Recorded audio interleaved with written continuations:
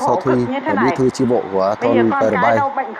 Vâng, hiện nay thì một số trang mạng như là Facebook, YouTube có một số đối tượng là đăng tải những cái hình ảnh là sai sự thật về cái chính quyền. Với một số đối tượng là vượt biên sang Thái Lan đã có những cái bài viết phải sai sự thật về chính quyền, về đảng. Còn đó là có còn một số công dân của thôn đã đi bên kia rồi là đăng tin là không đúng theo cái quan điểm chủ trương của đảng, nói sai sự thật về là gây hoang mang trong nhân dân. Đến thời điểm hiện tại thì qua nắm bắt tình hình những cái thông tin mà các đối tượng chia sẻ trên mạng xã hội ấy, thì đại đa số là người dân ở dưới thôn là hầu như người ta đã biết về cái thông tin sai sự thật đấy. Và tại là bà con ở đây người ta nhìn vào cái thực tế, cái chủ trương đường lối của đảng là luôn quan tâm về người dân. Cho nên là một số người dân người ta là không tuyệt đối là không tin tưởng vào những cái tuyên truyền xuyên tạc của một số đối tượng đã sang về Thái Lan.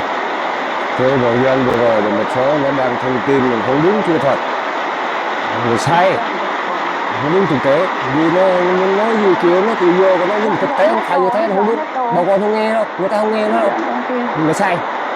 Một số cử để không đúng theo chủ trương của đảng về Thái Lan thì ở đây là như là một số người hơi chia sẻ về cho mà tin là đề ca được, nên mà nghe lời đề ca xúi dục mình là nói này nói kia là không được.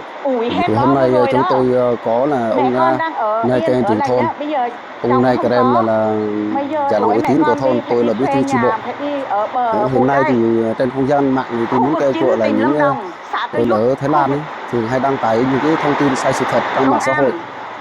Mong là công dân thì chúng ta là trước khi ta đăng tải là cái thông tin chúng ta phải là xem nó có đúng sự thật hay không. Chưa giải quyết cho tôi. Chứ đừng có nên mà chúng ta đăng lên những cái là nó không đúng sự thật, thế gây hoang mang trong dân làng của chúng ta. Mà các đối tượng đấy thì thường trong thời gian vừa qua thì thường hay đăng tải những cái thông tin sai. Cho nên tôi kêu gọi là những cái công dân ở đấy là chúng ta không nên đăng tải những cái thông tin là nó không đúng. Đấy. Để sau này thì chúng ta rồi dân làng chúng ta xem nó có đúng hay không là dân làng đây nó biết, chứ không phải không biết. Đấy, các cái chủ trương đường lối của đảng thì nên quan tâm cho dân. Chúng tôi đang sinh sống ở đây thì tôi biết, cho nên là cái công dân ở đấy chúng ta là đăng những cái thông tin thì chúng ta phải là xem lại, không đúng chúng ta đừng có nên đăng trong thời gian tới là như thế.